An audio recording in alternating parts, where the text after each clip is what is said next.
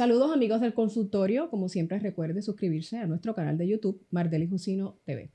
El tema de hoy me toca muy de cerca. Algo que pocos conocen de mi persona es que el cáncer ha tocado mi familia por generaciones, particularmente a través de la línea materna. Así que vi muchos seres queridos, tías, particularmente las mujeres, irse a través de esta enfermedad. Afortunadamente, la ciencia ha ido avanzando y ha procurado que esta segunda generación, que somos nosotros, ¿verdad? Los primos, pues hayamos podido resguardarnos en la medida en que hemos sido bastante precavidos.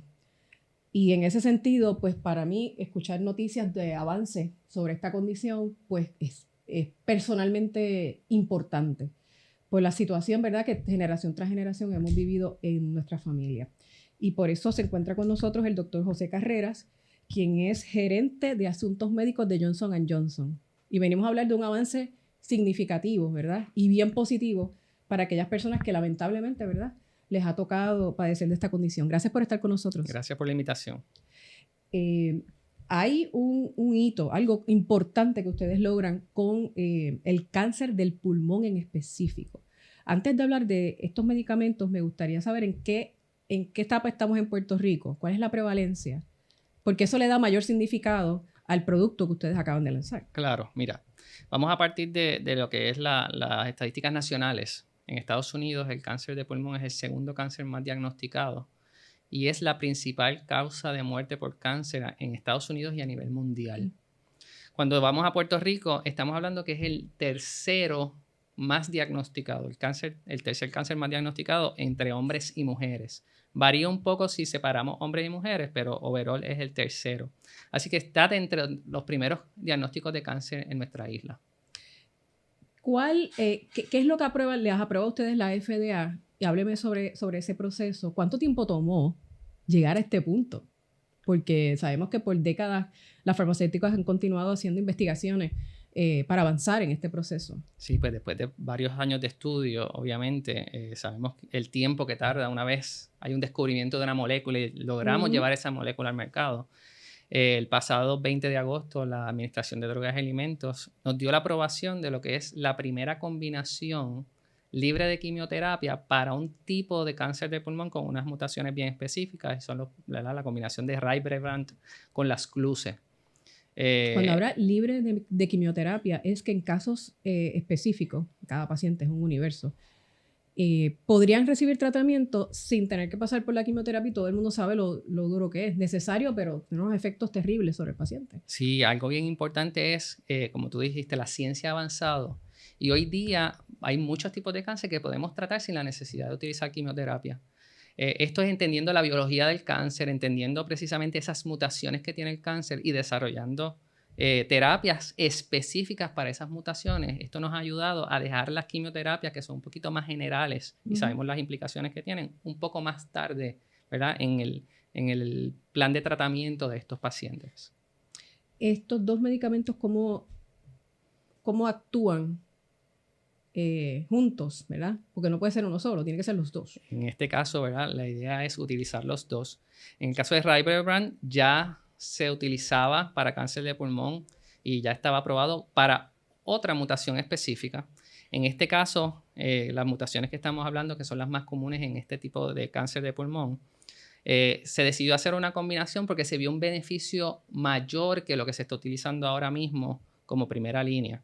Y es que el Rybrevant ataca dos moléculas que están en la superficie, en la parte afuera de la célula, mientras que la CLUSE ataca una de esas por dentro. Y lo que se vio es que un beneficio mayor con lo que tenemos ahora. Le damos más tiempo de vida a esos pacientes si utilizamos esta combinación versus si usamos solo lo que actualmente se utiliza. ¿Es posible que con esta combinación de medicamentos, y vuelvo y repito, en casos apropiados, la persona pueda quedar libre de esta condición? Pues mira, aspiramos a que una vez tratamos a un paciente, estos pacientes puedan estar libres de cáncer. Pero lo que se vio en los estudios es que cuando utilizamos esta combinación de Rybrevant y las CLUSE comparado con lo que es la terapia actual de primera línea, los pacientes tenían una media de 7 meses más de vida. Okay. Quiere decir, los pacientes que estuvieron en la estándar tuvieron aproximadamente 17 meses libres de progresión, de sobrevida, versus 24 meses cuando utilizamos la combinación. Es decir, estamos dando 7 meses más. ¿Cómo se traduce eso, verdad? A veces es ese tiempo extra que necesita el paciente para tal vez ir a un evento importante de su vida, como el nacimiento de un nieto, la boda de una hija, la graduación de un hijo, ¿verdad? Y pensamos 7 meses, wow, eso es poquito. Cuando hablamos de cáncer, 7 meses es una vida entera. Es un montón. Sí. Yo sé lo que es eso, es un montón. Y entonces no es necesaria la quimioterapia en pacientes que tienen una serie de mutaciones en específico. Claro, en estos pacientes, cuando se identifican esta mutación específica, podríamos utilizar esta combinación libre de quimioterapia como primera línea de tratamiento. ¿Y cómo el paciente o las personas que nos están viendo, o sea, qué deben hacer? Si nos está escuchando algún vecino, un amigo, incluso el propio paciente que padece de cáncer de pulmón, que ustedes les recomiendan que haga, porque estamos hablando de un gran avance. Deben procurar, ¿verdad?, en su médico a ver si cualifican, si tienen los requisitos clínicos necesarios para poder utilizar este medicamento. Sí, lo primero es, obviamente, el diagnóstico de cáncer, ¿verdad? Que no le deseamos a nadie que tenga el diagnóstico de cáncer de pulmón, pero si usted ha sido identificado como un paciente que pueda tener cáncer de pulmón, tenga la conversación con su médico de qué opciones hay de tratamiento para el cáncer de pulmón específico que yo tenga. Porque va a depender del tipo de cáncer de pulmón los tratamientos que tenemos disponibles. Y si el paciente ha comenzado tratamiento, ¿tiene que ser pacientes diagnosticados de nuevo o si comenzaron el tratamiento pueden migrar a estos nuevos medicamentos? Pues mira, actualmente la aprobación es para el paciente que está, ¿verdad?, recién diagnosticado, que no ha recibido tratamiento. Sabemos que en los pacientes de cáncer vamos a necesitar distintas terapias. A veces lo que hacemos es prolongar un poco o retrasar un poco la progresión, pero tenemos pacientes que van a progresar. Y hay otras alternativas para esos pacientes una vez progresen también. Esta aprobación se dio recién a finales de agosto. En cuanto al proceso, ¿ustedes le siguen reportando a la FDA los resultados? O sea, ¿qué pasa una vez se aprueba un medicamento? Pues mira, una vez se aprueba un medicamento, tenemos que seguir reportando a FDA todo lo que ocurre con ese medicamento. Todas las compañías tienen, ¿verdad?, un departamento de farmacovigilancia donde se reportan eventos adversos que puedan estar ocurriendo una vez el producto está en el mercado. Y a raíz de esos informes, el FDA puede establecer cambios en lo que es el package insert o el inserto, ¿verdad?, que es lo que utilizamos como guía de la aprobación de ese producto. Y obviamente monitoreamos si lo que se vio en los estudios clínicos es lo que actualmente estamos viendo en el mundo real. Así que eso está establecido y son reportes que se tienen que estar dando, ¿verdad?, a la Administración de Drogas y Alimentos. ¿Es probable que usando este medicamento se sobrepase ese periodo estimado? ¿Tuvieron casos cuando estaban haciendo los estudios? Sí, cuando vemos, obviamente, lo que se reporta es la mediana de 7 meses, así que hubo pacientes que a lo mejor fue un poco menos, fue más. Obviamente, responsablemente damos un número promedio. Claro. Pero sí, hubo pacientes que sobrepasaron, ¿verdad?, lo que fueron esos 24 meses de sobrevida. ¿Y cómo yo sé como paciente que cualifico para esto? ¿Eso se lo determina el médico a base de la mutación? Determinar el médico. Bien importante, si usted ha sido diagnosticado con cáncer de pulmón, que le hagan las pruebas genéticas. Cada cáncer es distinto y tiene unas mutaciones específicas. Y hoy día, como ya habíamos mencionado... ¿Qué es eso de una prueba genética? Si nos está sintonizando prueba... Doña Cuca en Orocovis, que está interesada en saber de esto. ¿Qué es eso de una prueba genética? Pues mira, la prueba genética, si usted le dicen que le van a hacer una biopsia, quiere decir que van a remover un pedazo de ese tumor.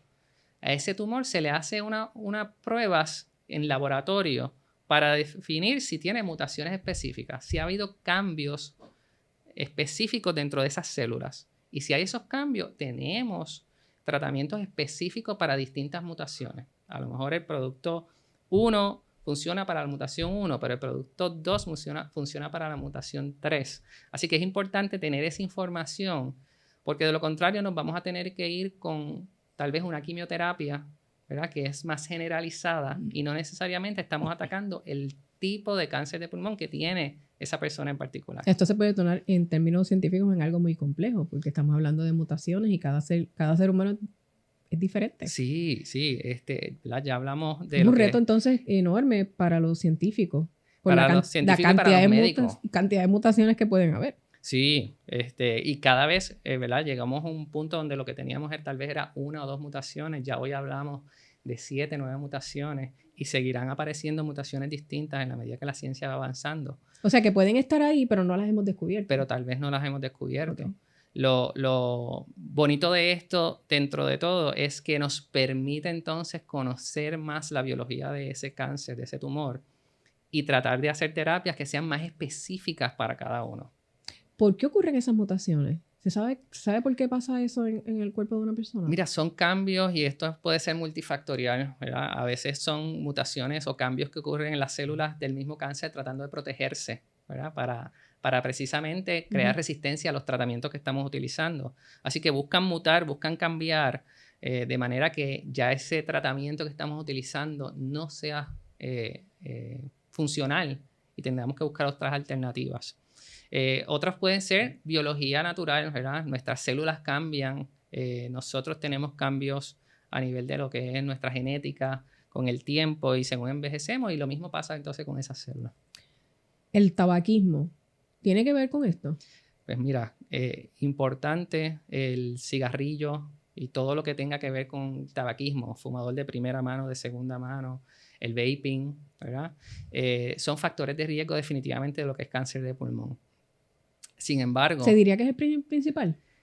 De algunos tipos de cáncer de pulmón es el principal. Okay. Sin embargo, siempre me gusta recalcar que tenemos un gran % de personas que van a padecer cáncer de pulmón y nunca han tenido un historial de fumar ni de fumadores de segunda mano. Así que no pensemos ni generalicemos que si yo no fumo, yo estoy exento. Yo nací con algún componente ahí que me hace más susceptible.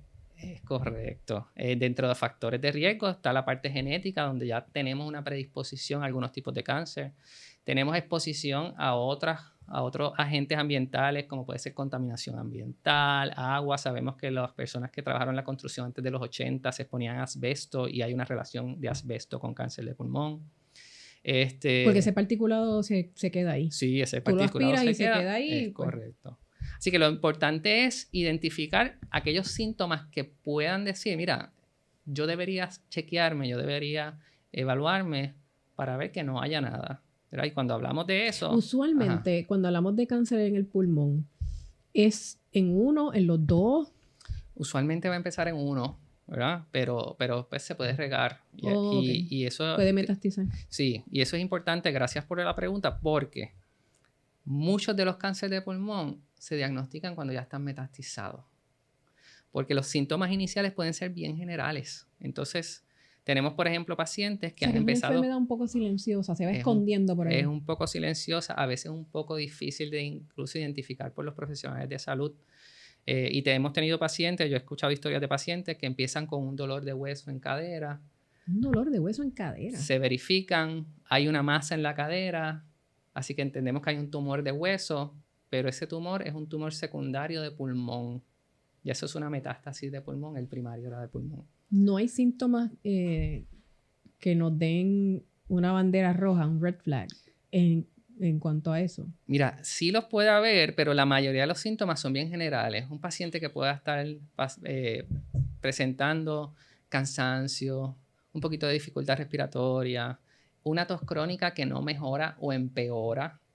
Este paciente que de momento se puso ronco y vemos y no tiene nada que ver, ¿verdad? A nivel de garganta o cuerdas vocales.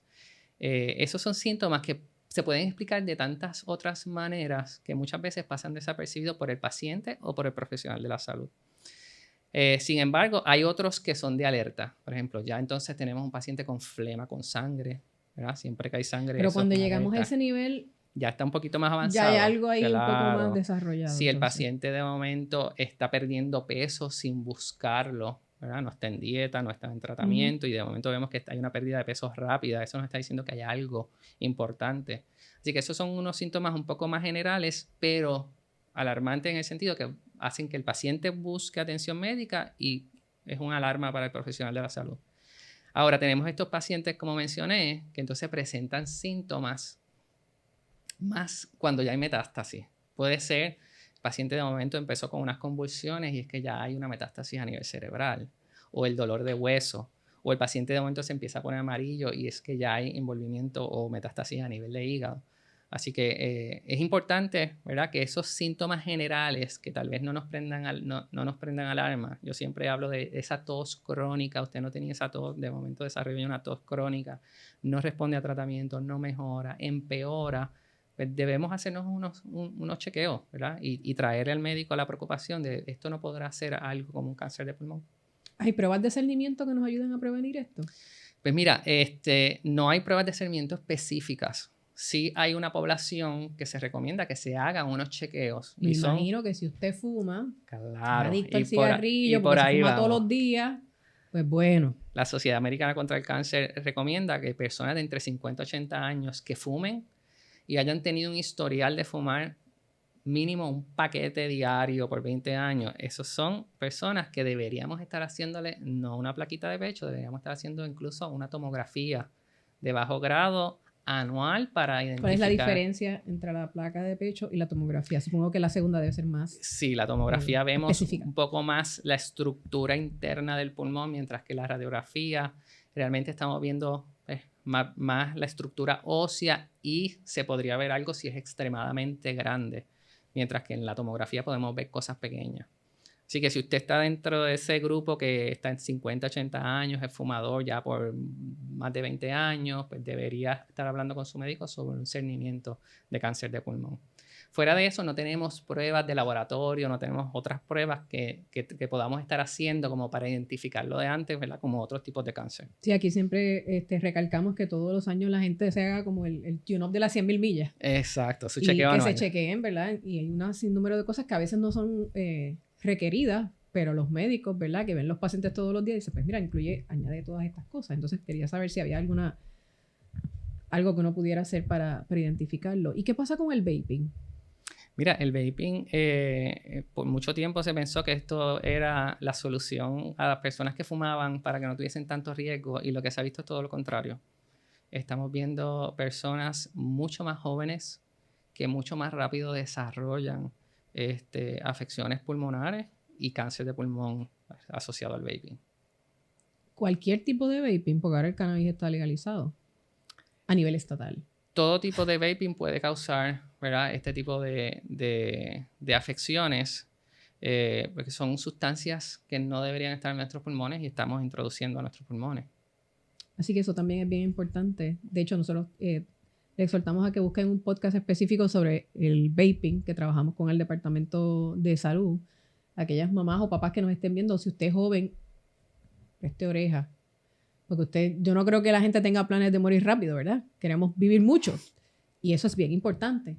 Dentro de los estudios que se trabajaron para este medicamento, ¿estudiaron pacientes que utilizaban el vaping? Pues mira, este tipo de cáncer de pulmón, para esta combinación de productos, Rybrevant y Lascluze, el cigarrillo o el historial de fumar, no es uno de los factores de riesgo principales, ¿verdad? Es de este tipo de cáncer de pulmón donde, aunque yo no tenga ese historial, sí me puede dar. Así que, aunque vimos sí que una tercera parte de esos pacientes tenían un historial de fumar, ¿verdad?, 2/3 partes no tenían historial de fumar y sin embargo tuvieron cáncer de pulmón. Como pacientes, uno entonces tiene que mirar la historia, la genealogía, a ver si antes, en generaciones anteriores a la de uno, ha habido cáncer de pulmón. Importante, porque ese es otro factor de riesgo. Si yo tengo un familiar que ha tenido cáncer de pulmón, yo estoy a mayor riesgo de tener cáncer de pulmón. Entonces tengo que estar pendiente. ¿Cómo es la composición de estos productos? ¿Cómo funcionan en el pulmón? ¿Qué hacen? Pues mira, una vez ellos atacan la célula cancerosa, ellos lo que van a hacer es que van a bloquear los receptores que esa célula utiliza para recibir señales y poder seguir multiplicándose. Adicional a eso, degradan esos receptores y activan que nuestro sistema inmunológico las ataque y las elimine. De manera que ya no tenemos estas células multiplicándose y ¿verdad?, lo que esperamos con el tratamiento es que eventualmente esas células vayan disminuyendo y desaparezcan. No le he preguntado, ¿es pastilla? ¿Es inyectado? ¿Cómo es este medicamento? Pues mira, al ser una combinación tenemos de las dos cosas. En el caso de Rybrevant es una infusión, así que hay que ir a un centro de infusión y lo tenemos que recibir por vena. Y en el caso de Lascluze es un medicamento oral que se tiene que tomar todos los días. ¿Es una pastilla? Es una pastilla. Ok, qué interesante. Entonces, uno es por vena y el otro es por... boca. ¿El paciente tiene que tomarlo a la misma vez? La ideal, ¿verdad? sea, Sería que el paciente los comience a la misma vez. Ok. Se toma su medicamento oral y va y recibe su infusión el día que le toque su infusión. Ok, esta pastilla, las Cluse, me la tomo todos los días. Todos los días. Y el Rybrevant. Y el Rybrevant va a variar, puede ser una vez a la semana y después se va esparciendo cada 2 semanas hasta cada 3. Sí, o sea que yo no tengo que recibir la infusión todos los días. No, la infusión la pastilla no, todos la los infusión días, no es todos la los días. infusión. Entonces el médico es el que determina la frecuencia de la infusión. Dependiendo de la etapa en que estemos de nuestro tratamiento, entonces va a ser la frecuencia. Así que si tiene que ser más agresivo, pues es más... Es posible que sea más temprano el intervalo. Ok, o sea que puede ser más de una vez a la semana. No, en los estudios no se Ok. utilizó más de una vez a la semana. Ok. Está bien interesante. ¿Algo adicional que nos quiera añadir con relación a este anuncio que ha hecho Johnson & Johnson en torno a la aprobación de FDA de estos medicamentos? Mira, yo creo que recalcar que el compromiso que tiene Johnson & Johnson con traer, ¿verdad?, terapias innovadoras para atender precisamente aquellas afecciones que, valga la redundancia, afectan a nuestra población. Y no solo es el compromiso de traer estas terapias innovadoras, también hay un compromiso de que los pacientes tengan acceso a estos medicamentos. Y tenemos programas de apoyo, ¿verdad? Actualmente está Rybrevant With Me, es un programa de apoyo que si el médico identifica que usted es un paciente apropiado para esta combinación de Rybrevant y las Cluse, usted se puede registrar ahí, va a tener un programa completo donde van a ayudarle a entender cuál es la probabilidad de que usted reciba aprobación de tratamiento. Si necesita ayuda con el costo de los copagos, pues hay programas que pueden ayudarle a costear esa parte. Entre otros programas, ¿verdad?, para asegurarnos que todo paciente que pueda beneficiarse, así lo haga. Siendo esta aprobación, ¿verdad?, tan temprana, supongo que todavía los planes médicos están en el proceso de cubrirlo. Claro. Todavía estamos en el proceso de que muchos planes médicos lo incluyan en formulario. Sin embargo, los medicamentos oncológicos, ¿verdad?, por regla general, se evalúan y se aprueban si es necesario. Así que no necesariamente tienen que estar en formulario. Cada plan médico hace una evaluación del caso en particular que les llega y toman una decisión basada en necesidad. Esperamos que, ¿verdad?, que las aseguradoras, esto es un gran avance, aceleren sus procesos para que más personas se puedan beneficiar de este tratamiento. Estoy viendo en el comunicado de prensa que de entre el 80 y 85% de los casos de cáncer de pulmón podrían cualificar. Eso es un número bien alto. Sí, dentro de este tipo de cáncer de pulmón, 80-85% van a tener Eso esta mutación. Eso es extraordinario en términos de que se pueden beneficiar de este tratamiento. Una vez se identifique el paciente y el tipo de cáncer de pulmón que esta condición trata, el 80-85% podría ser candidato para esta combinación. Todo medicamento tiene efectos secundarios. La quimioterapia, todo el mundo más o menos conoce cuáles son esos efectos. Y eso, ¿verdad?, pues parte del consentimiento informado. Todos los medicamentos, hasta la acetaminofén, así que no se me asusten aquí. ¿Cuáles son los efectos secundarios que se podrían reportarse? Pues mira, gracias por la pregunta, porque sabemos que al ser una infusión, el Rybrevant puede haber lo que llamamos reacciones de infusión, ¿verdad?, donde el paciente puede tener unos síntomas asociados a que estamos introduciendo un medicamento por vena. Pueden haber rash, puede haber afección en las uñas. Sabemos que todos los medicamentos que se utilizan para el cáncer pueden disminuir el contagio de glóbulos blancos y otros contagios a nivel celular. Sí, que el sistema inmunológico, pues, claro, se ve afectado y está impactado. Lo importante es que tenga esa conversación con su médico. Su médico sabe, ¿verdad?, cómo manejar estos efectos adversos y como siempre. Pero por lo que usted me está diciendo, estos efectos adversos son mucho menos que los que todo el mundo conoce de la quimioterapia. Que hay quimioterapias que pueden ser, que le dan, a la gente se le cae el pelo, o sea, puede ser bien duro. Sí, que pueden ser incluso limitantes para algunos pacientes. Obviamente hay casos y hay casos. Claro. ¿Verdad? Sabemos que pueden haber de todos los casos. Pero estos son los más comunes. Estos son los más comunes. Importante, ¿verdad?, que tengan esa conversación con su médico y que evalúen, ¿verdad? Los médicos siempre hacen una evaluación de riesgo-beneficio. ¿Cuál es la probabilidad de tener éxito con la terapia versus la probabilidad de tener un evento adverso y dentro de esa conversación, ¿verdad? Que el paciente pueda ser parte de esa decisión. Gracias por estar con nosotros. Gracias y traernos a ustedes. esta excelente noticia. Qué bueno que cada vez existen más y mejores tratamientos para los pacientes que tienen cáncer. Gracias a ustedes por la oportunidad. Amigos, hasta aquí el consultorio. Recuerde suscribirse a nuestro canal de YouTube, Mardelis Jusino TV, y nos puede seguir. Estamos en todas las redes sociales, en X, en TikTok, en Facebook. Así que también en esas redes vamos a compartir esta información y le exhortamos que la comparta también con sus seres queridos, con sus vecinos. Usted nunca sabe, lamentablemente, cuándo alguna condición de estas puede llegar a su puerta. Y la información es poder. Apodérese de esa información porque eso va a tener impacto positivo en su salud. Gracias por estar con nosotros. Hasta aquí el consultorio.